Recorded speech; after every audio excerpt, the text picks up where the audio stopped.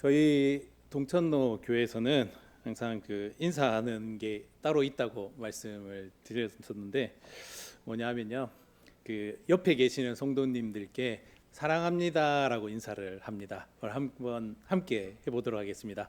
예, 사랑합니다. 예, 뒤에 계시는 성도님 또 앞에 계신 성도님들과도 인사 나눠주시면 감사하겠습니다.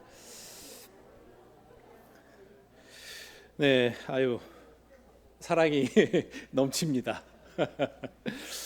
어, 저희 경주는 지금 요즘 계속 뉴스에 많이 나오죠. 예, 뭐 39도 뭐 최고치를 경신했다 뭐 이러면서 날씨 때문에 경주가 계속 나옵니다. 근데 여기도 뜨거운 것 같습니다. 예, 보니까 울산 중부교회 성도님들, 예, 주님을 사랑하는 그 사랑과 또 찬양의 열정, 섬김의 열정들이 아마 뭐 39도 40도가 아니라 100도를 넘나들지 않나라는 생각을 하면서 참 감동이 되었습니다. 모처럼 오랜만에 이렇게 중부교회에 와서 성도님들과 이렇게 시간을 나눌 수 있게 해주신 주님께 감사가 되고요. 너무나 작은 자, 또 이렇게 부족한 자를 또 세워주셔서 감사하는 마음이 있습니다. 앞에 보시면 하나님의 나라를 위하여 함께 역사하는 자들이라는 주제를 삼았는데요. 저희가 경주 동천로 교회는 작년까지, 그러니까 작년부터 올해까지 사도행전을 조금 공부를 많이 했습니다. 그래서 오늘 사도행전에 나오는 두 명의 인물을 좀 소개를 해드릴 겁니다. 그러면서 그 두 명의 인물을 함께 나누고요. 그 하나님 나라를 위하여 함께 역사하는 자들을 한번 보도록 하겠습니다. 뭐 사도행전 1장 8절은 성도님들 너무 잘 아시는 말씀이죠. 우리 한번 힘차게 깨우는 마음으로 한번 같이 한번 읽어보도록 하겠습니다. 시작. 오직 성령이 너희에게 임하시면 너희가 권능을 받고 예루살렘과 온 유대와 사마리아와 땅끝까지 이르러 내 증인이 되리라 하시니라. 하나님의 그 지상 명령입니다. 주님께서 승천하시기 전에 제자들을 불러 두시고 이와 같은 말씀을 하셨죠. 동일하게 저희 구원받은 성도 그리고 성령을 저희 품에 모시고 있는 저희들은 주님께서 말씀하신 이 명령을 동일하게 받고 살아가고 있습니다. 하나님의 계획은요, 이 유대 땅에만 복음이 전해지는 것이 아니라 땅 끝까지 지금의 이 한국에도 복음이 전해지는 것을 하나님은 계획을 세워 두셨고요. 그 계획이 계속해서 이루어지고 있죠. 지금 이곳 울산에도 복음이 전해져서 이렇게 많은 성도님들이 복음을 받고 주님을 이렇게 주로 모시고 살아가는 이런 놀라운 일이 2000년 전에서부터 지금까지 그리고 앞으로도 계속 이어지지 않을까 생각이 듭니다. 현재 진행형이죠. 땅끝까지 이르러 내 증인이 되리라. 사도행전에는 많은 성도님들의 이름이 나옵니다.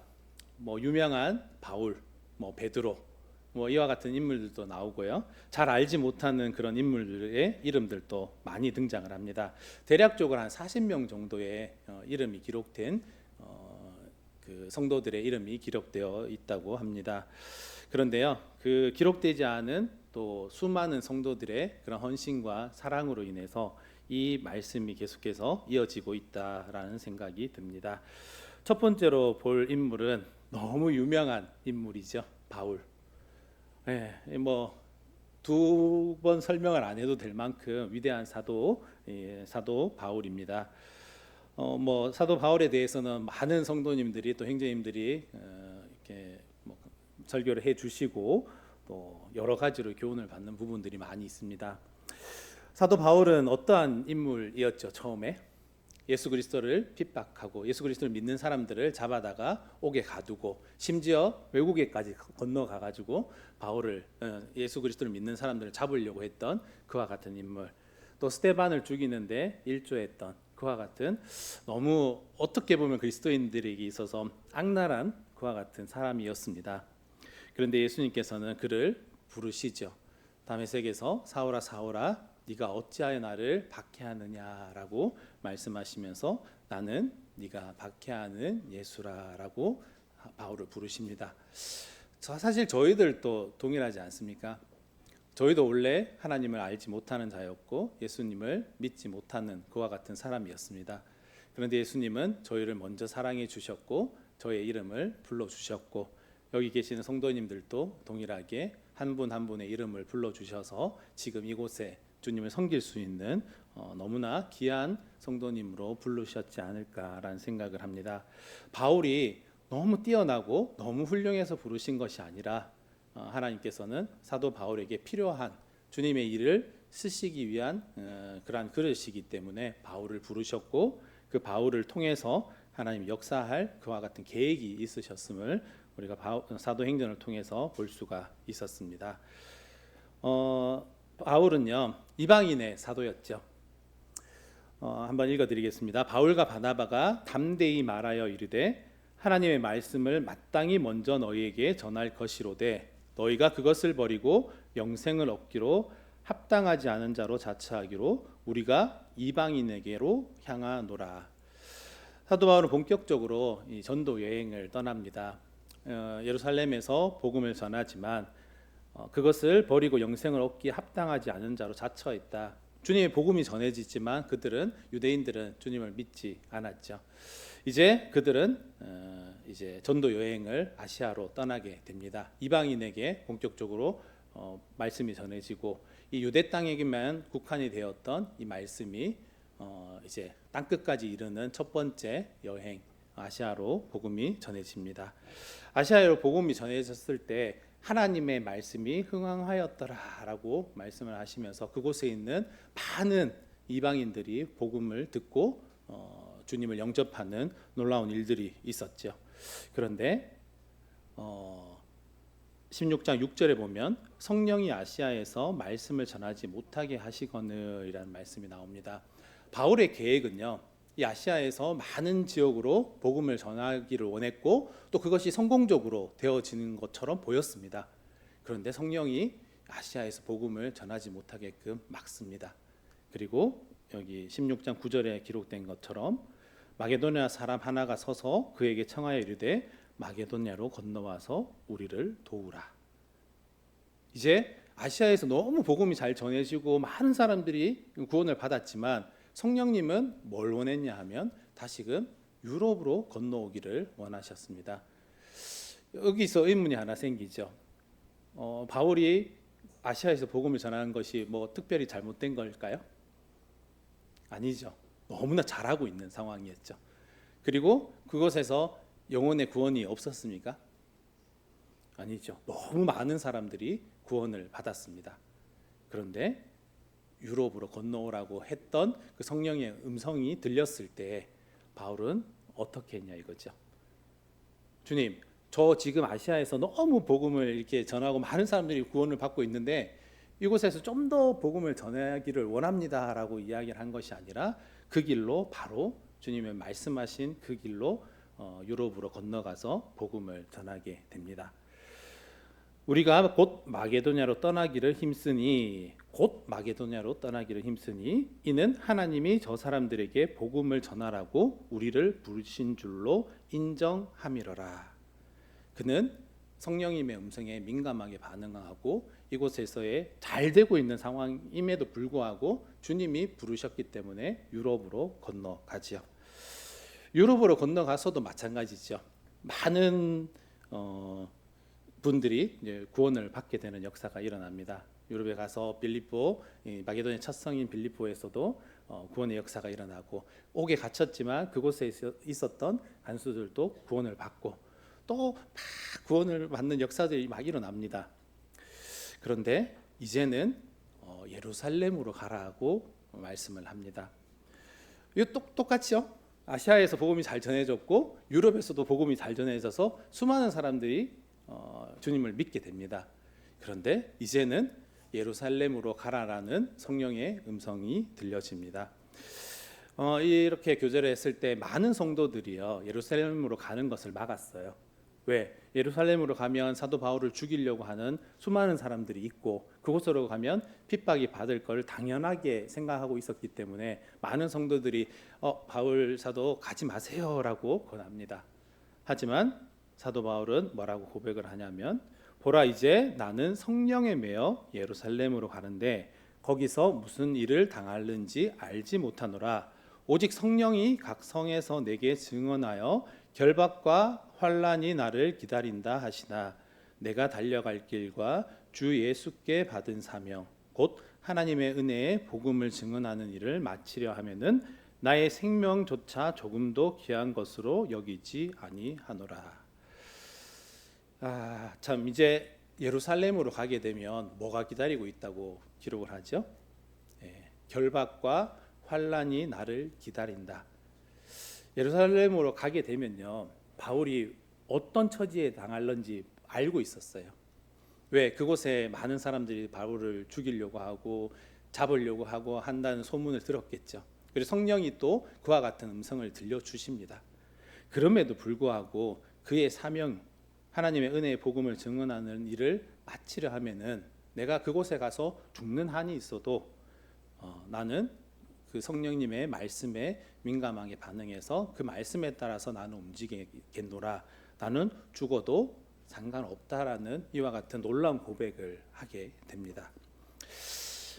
하나님의 뜻은요, 무엇일까요? 사실 평탄한 길로 가는 거, 그리고 안전한 길로 가는 거, 그리고 문제 없는 길로 가는 게 하나님의 계획이실까요? 사실 그거는 아니라고 합니다. 그게요, 만약 핍박과 환난이 있는 길이라도요, 하나님께 순종을 하는 그 길을 하나님은 원하신다라고 생각이 듭니다. 예수님도요, 예루살렘 성에 입성을 하십니다. 예루살렘 성에 입성을 하게 되면 예수님 앞에 기다리고 있는 게 뭐였죠? 십자가의 죽음입니다. 그는 이제 채찍질을 당하게 되고 수많은 유대인들에게 침뱉음을 당할 것도 알고 계셨고, 심지어 십자가에서 못 박혀 돌아가실 것도 우리 주님은 알고 계셨습니다. 하지만 하나님의 계획은요, 온 인류, 저희 사랑하는 사람들을 구원하시기 위하여 그 십자가의 길을 주님이 걸으셔야만 했기 때문에 예수님은 그 길을, 순종의 길을 걸어 가셨음을 기억합니다.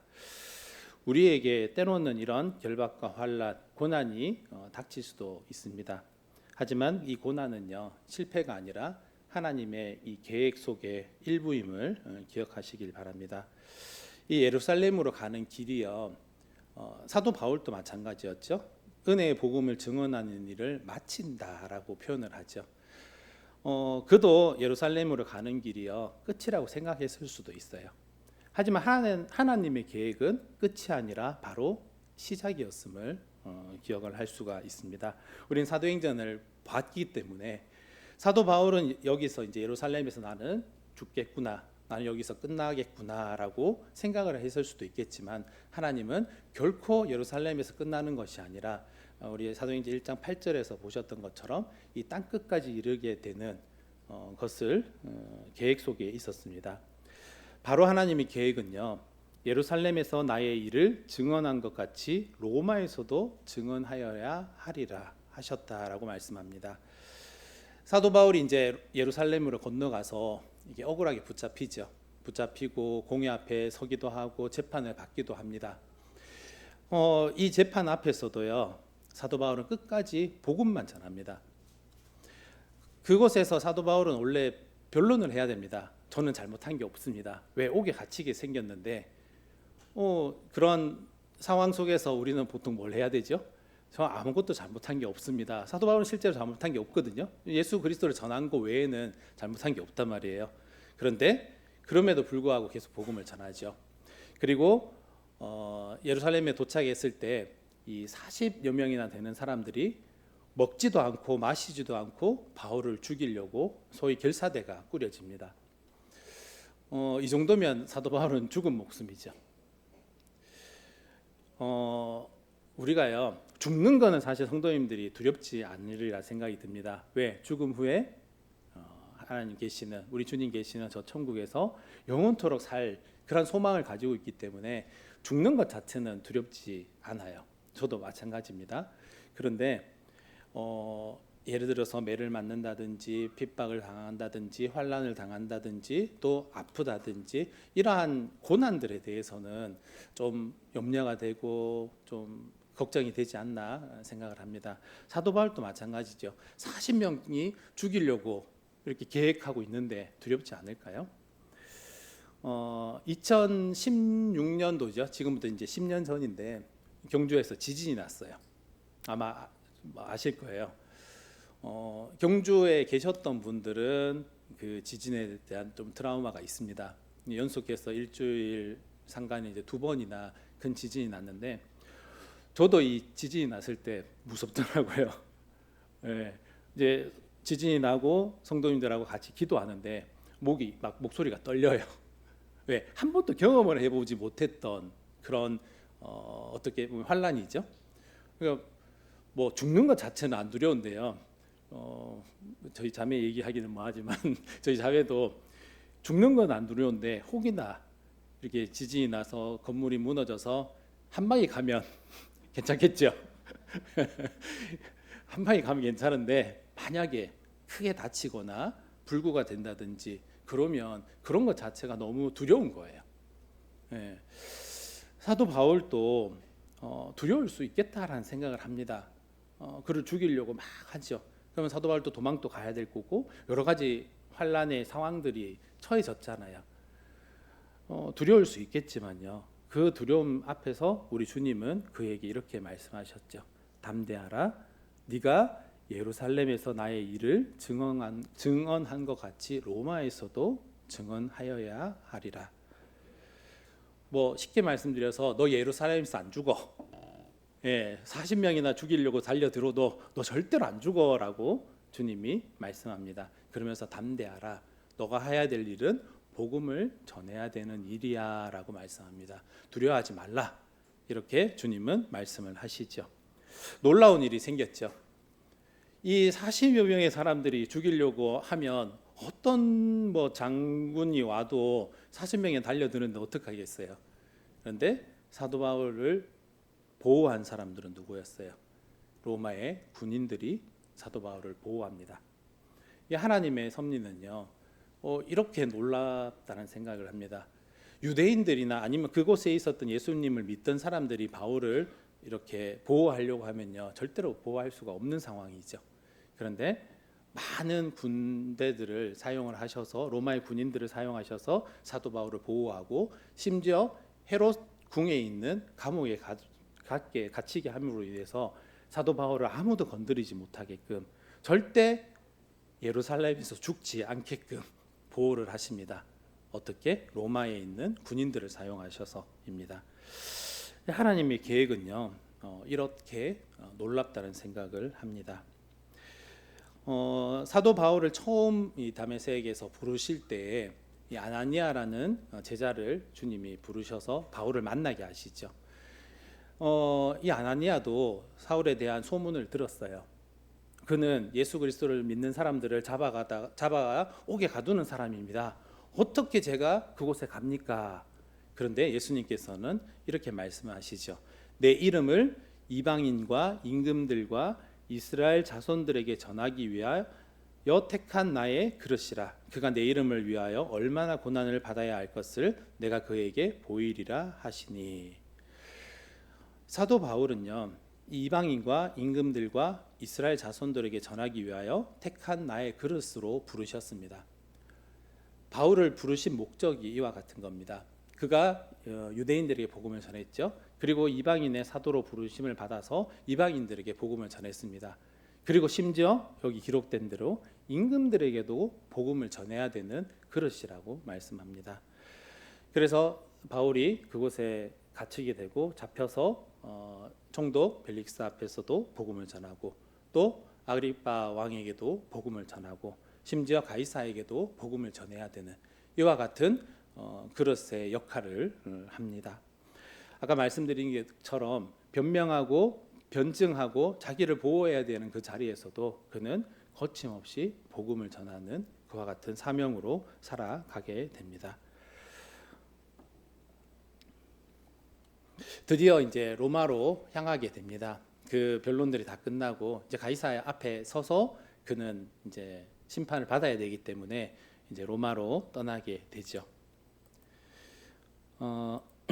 로마는 당시 어떤 나라였죠?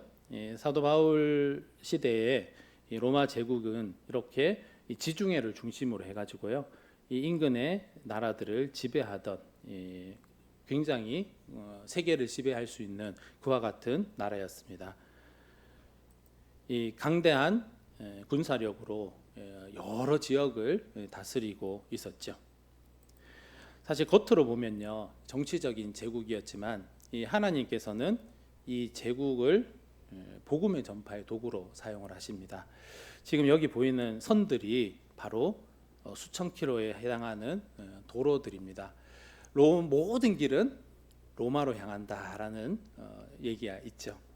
사도 바울 이전의 시대, 예수님이 오시기 이전의 시대에 로마는요, 이렇게 길들을 다 닦아둡니다. 물론 이 길을 닦은 이유는 이 로마의 그 정치적인 그런 것들이 있었죠. 이 길들을 통해서 뭐 군사도 보내고 교육도 하게 하고 이런 것들을 사용하기 위해서 그는 로마 제국은 이렇게 길들을 많이 닦아둡니다. 그리고 이 해상의 그런 교통을 통해 가지고 뭐 무역도 잘 할 수 있고 하게 하죠. 이 오늘날은 인터넷을 통해서 정보 전달을 하게 되지만요, 당시 로마는 이런 도로라든지 항구를 통해서 그걸 하고요. 하나님은 이 만들어 두신 이 도로와 이 항구를 통해서 복음 전파하는데 사용을 하게 됩니다. 예수님 오시기 이전부터요, 주님은 전 세계에 복음이 전해질 수 있게끔 이렇게 길을 만들어 두셨음을 보게 됩니다. 이 헬라 문화 그리고 헬라어는요, 이 복음의 다리가 되게 하셨죠. 전 세계적으로 복음이 빠르게 확산되게 하실 수 있게 한 이유가 바로 헬라 문화입니다. 알렉산더 대왕 이후에 헬라 문화는 이 지중해 전체 퍼져 있었죠. 뭐 아시다시피 헬라어는 지금은 우리가 이제 영어가 공용어로 사용이 되고 있지만 당시에는 이제 헬라어가 공용어로 사용이 되고 있었단 말이에요. 근데 사도 바울은 어디 시민이었죠? 로마 시민권을 가지고 있었고 헬라 문화에서 자랐던 헬라에 익숙한 그와 같은 사람이었습니다. 사도 바울은 이스라엘에서 복음을 전했지만요, 결국 이방인의 사도가 되어서 전 세계 복음이 전파될 수 있게 하신 이유가 이 바울의 이 헬라 문화의 이해, 그리고 사도 바울이 여러 지역에 다니면서 헬라어로 복음을 전했겠죠. 그래서 이방인들에게 복음이 전파되게 하실 수 있었음을 기억합니다. 그리고 이미 이제 구약 성경도 헬라어로 번역이 되어 있는 상태니까요, 이방인들이 어떻게 그 복음을 들을 수 있었냐 하면 이 사도 바울이 전하는 이 헬라어로 복음을 들을 수 있었겠죠. 그래서 하나님은 이 로마라는 나라를 제국을 사용을 하셔서 하나님의 복음이 전 세계에 퍼질 수 있게끔, 우리가 보셨던 이 사도행전 1장 8절의 말씀, 예루살렘과 온 유대와 사마리아와 그뿐만 아니죠, 땅 끝까지 이르러 내 증인이 되리라고 하셨던, 하나님은 사람을 사용하셔서 이 복음이 전파되게끔 하십니다. 그래서 사도행전에는 수많은 사람들을 사용하셔서 우리 주님의 복음이 전파될 수 있게끔 사람들을 사용하셨죠. 그 가운데 이 사도 바울을 특별히 이렇게 귀하게 또 쓰셨음을 보게 됩니다. 여기 보이는 이 도로가 지금 또 남아있는 이 로마의 길 아피아 가도라는 세계문화유산으로 지정이 되어 있습니다. 2000년이 지났어도 지금 또 이렇게 건재하게 남아있는 도로죠.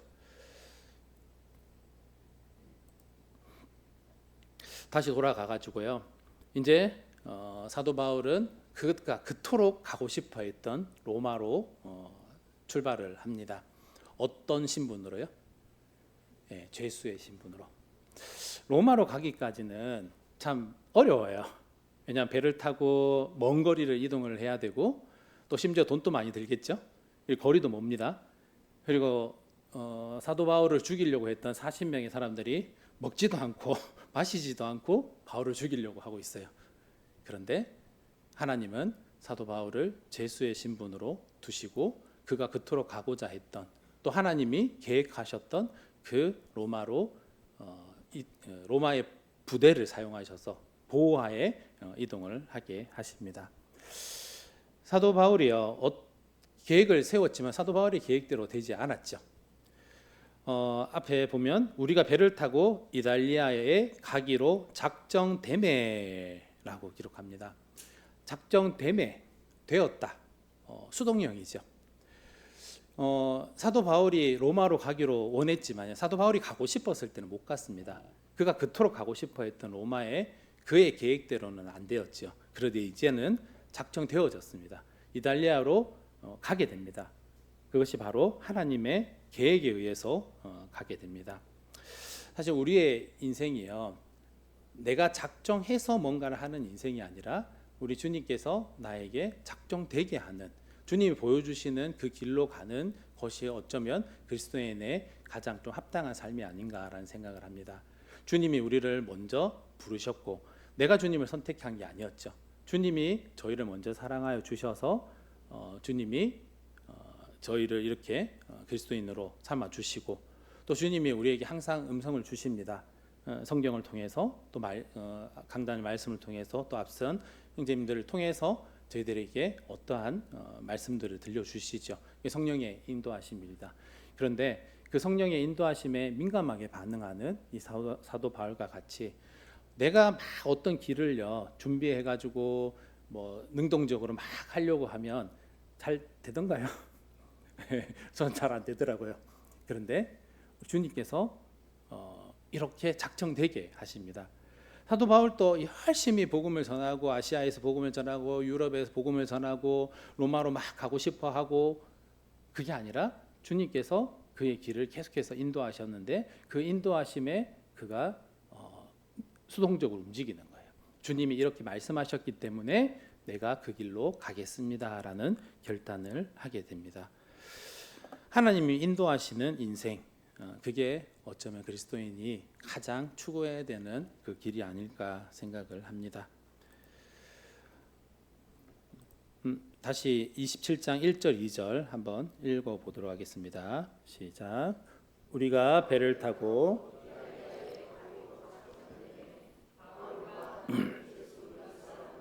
아구스도대의 백부장 율리오란 사람에게 맡기니 아시아 해변 각초로 가려 하는 아드라무떼노베에 우리가 올라 항해할세. 마게도냐의 데살로니가 사람 아리스타고도 함께 하니라. 아시아 해변 각초로 가려 하는 아드라무떼노베에 우리가 올라 항해할세. 아드라무떼노는 이게 여기 보이시는 지역 이름입니다.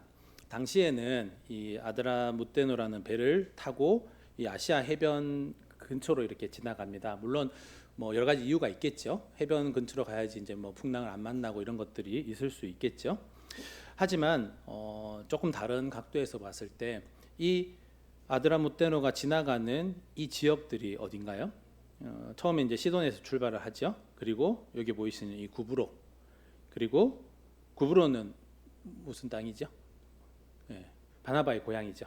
그리고 여기 위에 보이시는 길리기아, 다소는 사도 바울의 고향입니다. 그리고 밤빌리아 뭐 이런 지역들을 이렇게 이동을 하게 됩니다. 하나님은요, 사도 바울이 1차 전도 여행을 통해서 복음을 전했던 그러한 수고라든지 헌신이라든지 이런 것들을 하나님은 다 기억하시고 위로하시지 않나는 생각을 합니다. 사도 바울이 이제 그 2년이나 이 가이사랴에 잡혀 있었죠. 감옥에 있었단 말이에요. 그리고 많이 지쳐 있었을 거란 생각이 듭니다. 그런데 하나님은 이 길을 여정을 통해 가지고 로마로 가는 배를 처음 타고 이동할 때 하나님은 그가 했던 이러한 열정과 그리고 수고를 다 기억하시고 그 상황들을 돌아보게 하시죠. 저희는요, 저희가 했던 주님을 위해 했던 일들을 잘 기억하지 못할 때도 있고, 또 때로는 성도님들로 하여금 그 헌신이나 이런 것들을 위로를 받지 못할 때도 있어요. 그리고 저희는 사실 뒤를 돌아보면 안 되죠. 표대를 향하여 앞만 보고 주를 위해서 살아가야 되는 인생입니다. 그것을 주님이 원하시고 그 길을 걸어가야 되는 저희가 주님이 기뻐하시는 일이죠.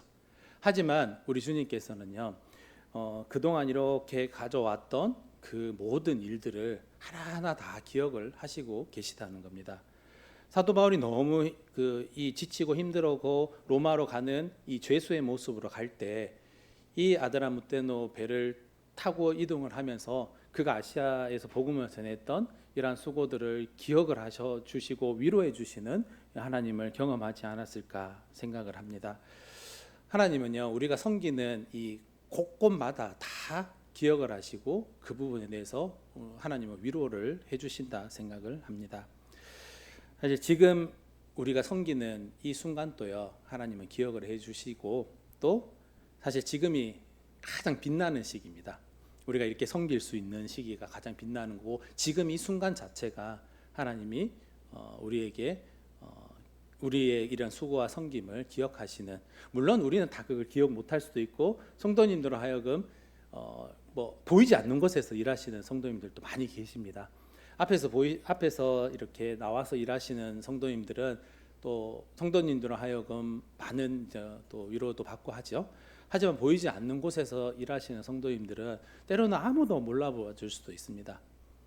내가 열심히 평일날 오셔가지고 섬기는 성도님들도 계시죠. 그러면 거의 99%의 성도님들은 이 성도님이 뭐 하시는지도 잘 몰라요.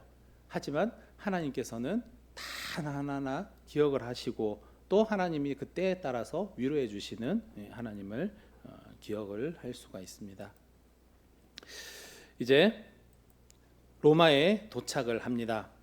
로마에 도착을 했는데 사도 바울이 아시다시피 로마로 가는 그 배도 쉽지는 않았죠.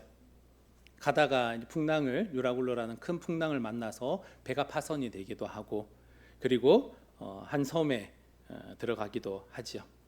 이 멜리데라는 지금의 이제 그 말타 섬인데요. 이곳에 가가지고 죽을 고비도 넘깁니다. 하지만 하나님께서는 그 배 안에서 약속을 하시죠. 이 배에 있는 사람들 아무도 죽지 않을 거야. 사실 그 풍랑 속에서 죽지 않을 수 있는 사람이 몇이나 있습니까? 없습니다. 우리가 큰 그 한 바다 한 가운데서 그런 풍랑을 만나면요, 살아남을 수 있는 게 없지. 지금은야 119를 전화를 해가지고 누가 와서 구조를 해준다 하겠지만 당시에는 그런 것도 없잖아요. 배가 완전히 파손이 돼서 그곳에 있던 사람은 다 죽을 수 있는 상황이었죠. 하지만 하나님이 약속을 하죠. 이 배에 있는 모든 사람이 죽지 않을 거야. 바울에게 이와 같은 음성을 들려주셨고요. 이제 멜리데 섬에 들어가게 됩니다. 그런데 이 멜리데 섬에서의 이 석 달을요, 하나님 왜 허락하셨을까라는 생각을 묵상을 하게 됩니다. 사도 바울은 로마로 가야 됩니다. 그리고 사도 바울에게도 명령하신 일이 뭐였죠? 로마에 가서 전 세계에 복음이 전파될 수 있게끔 하는 그런 그릇, 그리고 임금들에게도 복음을 전해야 되는 그런 그릇으로 택하셨는데, 로마로 가야 되는 사도 바울 앞에서 멈추게 했는 것이 바로 이 멜리데 섬이죠. 이 멜리데 섬에 도착했을 때요, 그 속에 있었던 그 배에 타고 있었던 276명의 사람, 그리고 그 멜리데 섬이라는 작은 섬입니다. 한 50만 명 정도 살고 있는 섬인데요, 하나님은 그곳에 잠시 머무르게 합니다. 왜요? 울산에 있는 사람들도 하나님은 사랑하십니다. 대한민국에 있는 사람들도 사랑하시고 유대 땅에 있는 사람들도 사랑하시죠. 하나님은 로마에 있는 사람들도 사랑하십니다. 그리고 이 멜리데 섬이라고 하는 작은 섬에 있는 사람들도 하나님은 사랑하고 계신다는 겁니다. 사도 바울을 그곳에 풍랑을 만나서 그곳에 가게 하셨고, 바울이 석 달 동안 뭘 했을까요? 그냥 잘 됐네, 로마로 가야 되는데 편히 쉴게, 이게 아니죠. 그 가자마자 어떤 일이 생겼죠? 나무를 이렇게 불을 지피고 하는데 그 속에서 독사가 나와가지고 사도 바울을 물게 됩니다. 그곳에 있는 사람들이 뭐라고요? 저 사람 분명히 살인자일 거야. 이렇게 풍랑은 그를 구원해 줄 수 있었지만 하나님은 그가 살인자이기 때문에 독사의 도구로 인해서 죽게 할 거야. 그런데 어떻게 됐죠? 멀쩡했어요. 멀쩡하니까 이 멜리데 사람들이 뭐라 그랬어요? 우와, 저 사람은 신이다. 이렇게 얘기합니다. 금방 바뀌어버리는 게 우리 사람들의 생각이죠. 그런데 그곳에서 사도 바울은 그 사람들에게 복음을 전하게 됩니다. 멜리데 사람도 하나님을 사랑하셔서 로마로 가기 전에 그들에게도 복음이 전파되게 하시는 것을 기억을 할 수가 있습니다. 그리고 그 배에 타고 있었던 276명의 사람들, 배를 타고 무난히 가서 로마에 도착을 했어요. 그러면 그 사람들과는 이제 빠이빠이 해야겠죠. 근데 석 달 동안 이 멜리데 섬에서 이 276명의 살아남은 사람들, 하나님의 기적을 경험한 사람들이에요. 그들에게 사도 바울은 복음을 전했지 않을까요? 그리고 그것에 있었던 놀라운 일들을 간증하지 않았을까요? 하나님 그들에게도 기회를 주셨어요. 멜리데 사람들에게도 기회를 주셨고, 이 276명의 난파됐던 이 배에 타고 있었던 사람들에게도 복음을 들을 수 있는 기회를 주셨습니다. 물론 그곳에서 이제 뭐 복음을 듣고 구원을 받았다 이런 건 기록이 안 돼 있기 때문에 잘 모릅니다. 하지만 하나님은 모든 사람들에게 이렇게 은혜를 베풀어 주시고 복음을 들을 수 있는 기회를 주셨습니다. 여기 계시는 성도님들은 하나님 주신 그 사랑에 힘입어서 주님을 믿었기 때문에, 예수님의 그 희생을 믿었기 때문에 이렇게 축복받은 삶을 사는 거고요. 이제 로마에 도착을 해서 얼마나 힘들었겠습니까, 그죠? 복음 전하고 가이사랴에서 2년 동안 구금 당하고 로마로 오는 배를 타고 막 풍랑을 만나고 너무 지쳤을 거예요. 육체적으로 정신적으로 많이 지쳐 있었을 거예요.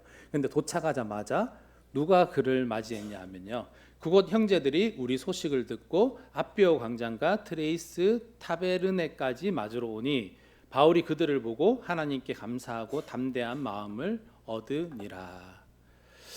너무 지쳐 있고 또 새로운 환경에서 제수의 신분을 어떻게 하지? 라는 고민이 될 수도 있는 상황이었죠. 그런데 그곳에 있던 성도들이요, 그 먼 거리를 한 걸음에 달려와서 바울을 맞이해 줍니다. 제수의 신분으로 온 바울을요. 어쩌면요, 그들도 이 상황에서 문제가 될 수도 있겠죠. 제수로 왔는 바울을 맞이하러 왔으니까요. 그런데 그런 건 상관없었던 것 같아요. 이 로마서를 통해서 들었던 이 바울이 온다는 소식을 듣고, 비록 제수의 모습이지만 그를 맞이하러 와서 바울이 그를 보면서 어떻게 했냐면 하나님께 감사하고 담대한 마음을 얻은 거예요. 위로를 받은 거죠. 아, 하나님이 계획하신 게 맞구나. 내가 로마에 도착했을 때에 이곳 성도들을 통해서 나를 위로하게 하시고 또 하나님께 감사하게 하시고 나를 또 담대한 마음을 주셔서 이곳에서도 내가 복음을 전해야지 라는 담대한 마음을 주셨지 않나라는 생각을 합니다. 사람은요, 성도들은요, 시기와 질투의 대상이 아닙니다.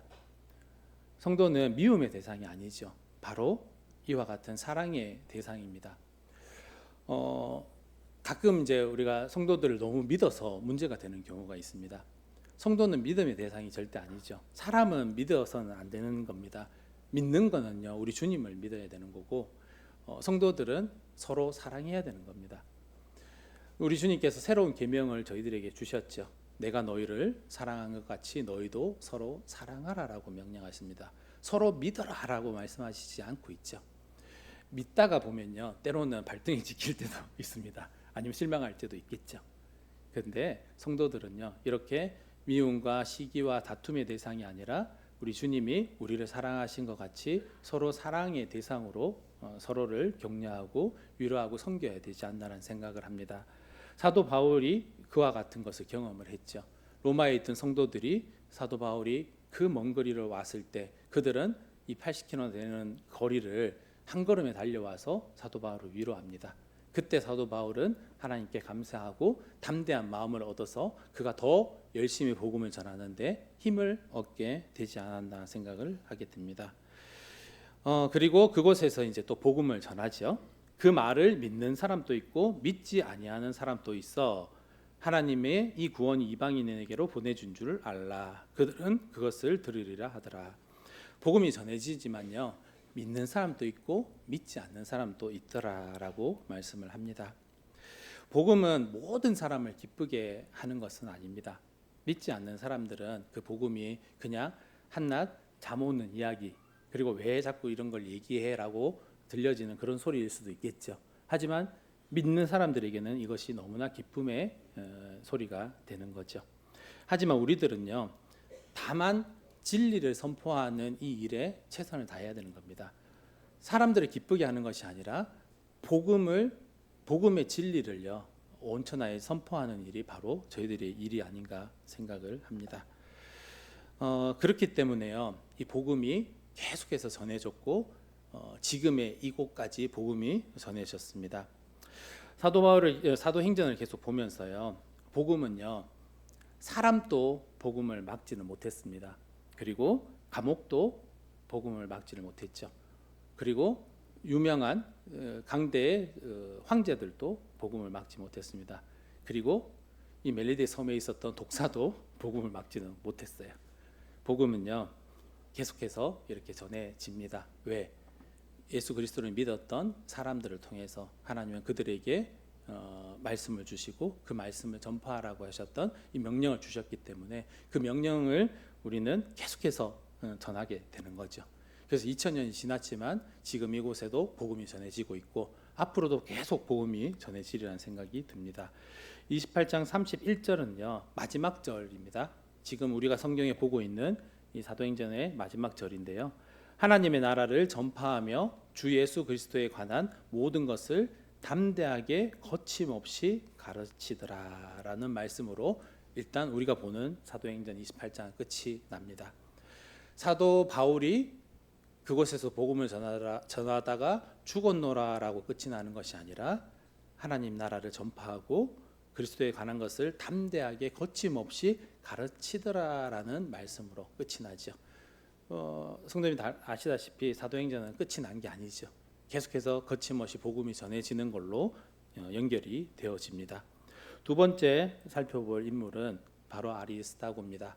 아까 전에 보셨던 인물이죠. 아리스다고.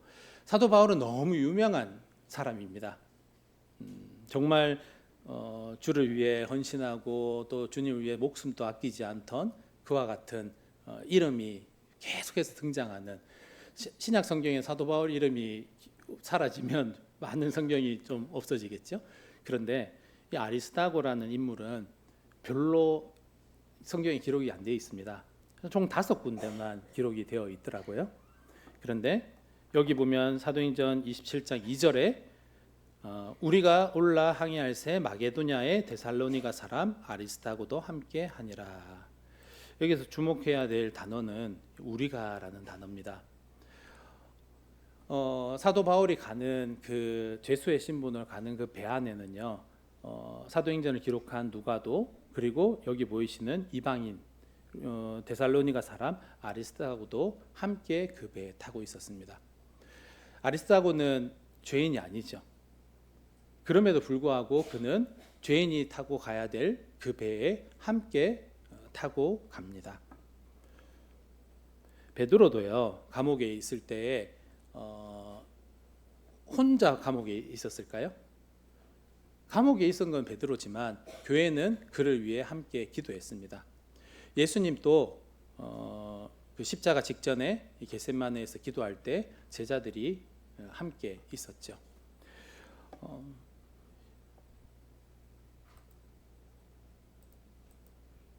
아리스다고라는 이름이 나오는 장면은 이렇게 총 5군데 나옵니다. 사도행전 19장에는 보면 에베소에서의 이런 폭동 속에서 있게 되죠. 이 아데미 신상을 만드는 일을 하던 사람이 이제 이들을 잡게 됩니다. 잡게 됐을 때 아리스다고가 여기 보면 온 시내가 요란하여 바울과 같이 다니는 마게도냐 사람 가이오와 아리스다고를 붙들어 일제히 연극장으로 달려 들어가는지라. 바울 대신에 잡혀가죠. 이 에베소에 있었던 폭동 속에서 아리스다고는 붙잡혀서 들어갑니다. 그리고 세 번째는 아시아까지 함께 가는 자는 베레아 사람 부로의 아들 소바도와 데살로니가 사람 아리스다고와 세군도와 더베 사람 가이오와 및 디모데와 아시아 사람 두기고와 드로비모라. 이제 그 예루살렘으로 헌금을 들고 가야 되는 상황이었어요. 그런데 돈을 들고 간다는 건 뭐예요? 그만큼 교회에서 신뢰를 받는 사람이죠. 이 그 대표단 일행들 속에요, 이 이방인이었던 아리스타고도 포함이 되어서 그 돈을 들고 구제헌금을 가지러 가게 됩니다. 그리고 빌레몬스에 보면 나의 동력자 마가, 아리스타고, 데마, 누가가 문안하느니라. 그리고 골로새서 오늘 이제 4장 11절 말씀을 봤었는데요. 4장 10절에 보면 나와 함께 갇힌 아리스타고와라고 나옵니다. 심지어 이제 함께 갇히기도 합니다.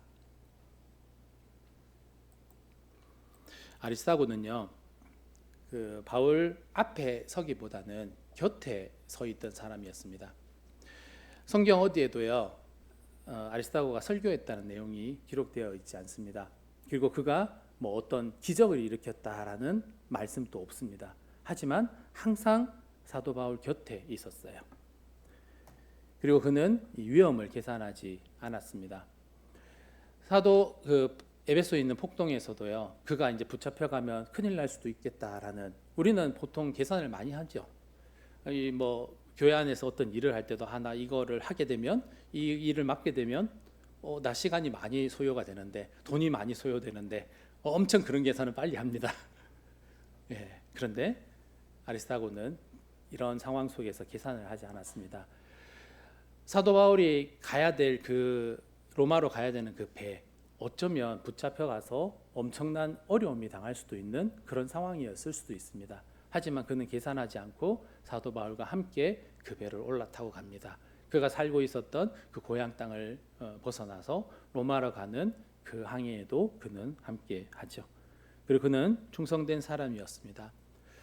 우리는 보통 한 번 뭔가를 하고 나면요, 힘들어서 나 못하겠어, 이럴 때도 있어요, 사람인지라. 그런데 그는 충성스럽게 끝까지 계속해서 그 일을 충성스럽게 합니다.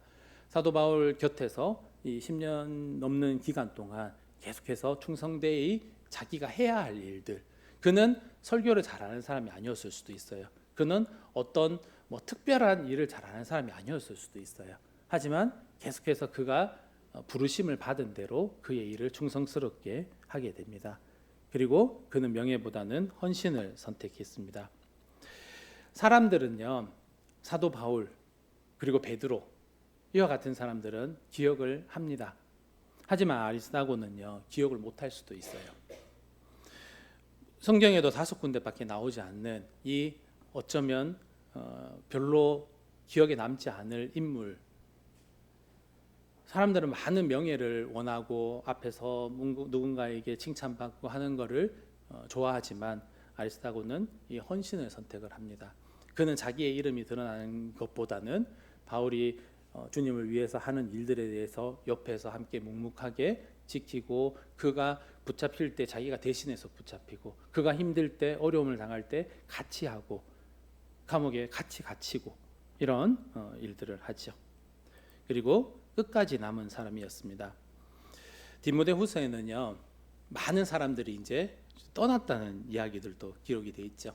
하지만 아리스타고는 떠나지 않았죠. 계속해서 함께하고 끝까지 남은 그와 같은 모습을 기억을 할 수가 있습니다. 교회는요, 바울만 필요한 게 아니죠. 아리스타고 같은 사람도 필요합니다. 오늘날 우리는요, 바울 같은 그런 지도자들을 꿈꿀 수도 있어요. 그렇지만 교회는 그와 같은 사람만 필요한 것이 아니라 아리스타고와 같이 옆에서 함께 동력하고 묵묵하게 그 일을 지키고, 비록 사람들이 알아주지 못하는 일이라도, 비록 보이지 않는 일이라도, 내가 생각하기에 작은 일일지라도 주님은 나에게 주어져 있는 그 사명에 따라서 그 일을 충성스럽게 하는 사람도 주님은 반드시 필요하다라고 기록을 하고 있습니다. 교회는요, 한 사람으로 움직이는 게 아닙니다. 모든 성도님들이 함께 동력하고 주를 위해서 힘쓸 때에 교회가 주님 보시기에 칭찬받고 아름다운 교회가 되지 않나라는 생각을 하게 됩니다. 바울 곁에서요, 아리스타고는 이 폭풍도 항해도 다 같이 하고 감옥에도 같이 갇히고, 이러한 신실한 동력자로서 하나님의 나라를 세워가는 일을 하게 됩니다.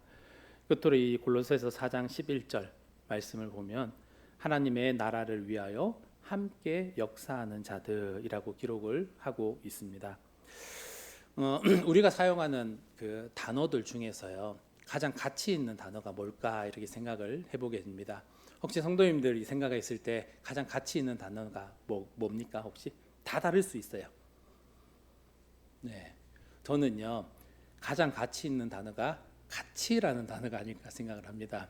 라임이 맞죠? 가치 있는 단어 바로 가치, 함께라는 단어가 아닐까 이렇게 생각을 합니다. 하나님도요 처음 저희들을 창조하셨을 때 우리와 함께 하시기 위해서 하나님은 창조하셨고, 예수님도 우리와 함께 하시기를 원하시고, 지금 또 우리와 함께 하실 그곳에 기다리고 계시고, 결국 우리가 주님과 함께 그곳에 머물러 있지 않나라는 생각을 합니다. 사도행전은요 이렇게 해서 우리가 보고 있는 28장이 이제 끝이 나죠. 그런데 우리에게 사명을 던져주셨습니다. 거침없이 복음을 전하더라. 그리고 사도행전 1장 8절 기록한 것처럼 땅끝까지 이르러 내 증인이 되리라. 사도행전 29장은요 우리 주님께서 지금 또 기록하고 계시지 않나 생각을 합니다. 29장에는요 아마 성도님들의 이름이 한 분 한 분 기록이 될 겁니다. 뭐 앞에 나와서 교회를 위해서 헌신하는 분의 성함도 기록이 되어 있겠지만, 묵묵히 구도자가 왔을 때 사랑으로 인사하고 사랑으로 뭐 커피를 한 잔 대접하고 했던 그 모습도 주님은 다 기억하고 기록하고 계시다는 겁니다. 비록 이 사도행전에는 40여 명의 사람들의 이름만 기록이 되어 있지만 29장에 기록되어 있는 이름은요 아마 수백, 수천, 수만의 성도님들의 이름이 지금도 기록을 하고 계시지 않겠나 생각을 합니다. 우리는 기억을 못할 수도 있지만 우리 주님께서는 한 분 한 분 다 기억을 하십니다. 그래서 비록 뭐 때로는 힘이 들 때도 있고, 때로는 어려움이 될 때도 있고, 때로는 그 일이 맞나 싶어 할 때도 있습니다. 하지만요 주님을 위한 헌신과 주님을 위한 이 일들은요 우리 주님께서 기뻐하시고 다 기억을 하신다는 겁니다. 이 기대라는 찬송 아시죠? 네, 제가 한번 읽어드리겠습니다. 주 안에 우린 하나, 모습은 달라도 예수님 한 분만 바라네. 사랑과 선행으로 서로를 격려해 따스함으로 보듬어가리.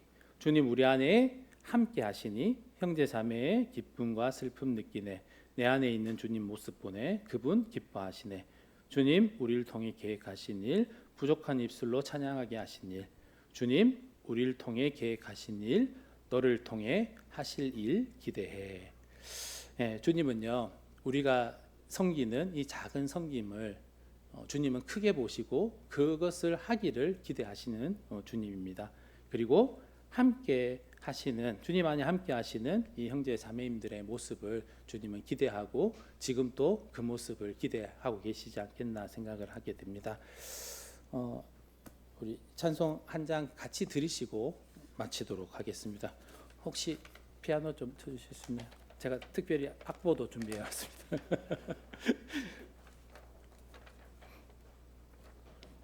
성도님들 보시라고 큰 악보도 준비했습니다.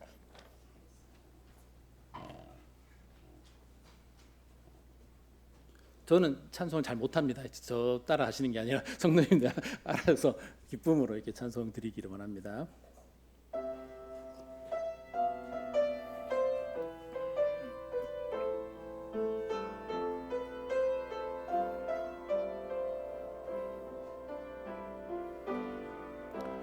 주 안에 우린 하나, 모습은 달라도 예수님 한 분만 바라네. 사랑과 선행으로 서로를 격려해 따스함으로 보듬어 가리. 주님 우리 안에 함께 하시니 형제자매의 기쁨과 슬픔 느끼네. 내 안에 있는 주님 모습 보내 기분 기뻐하시네.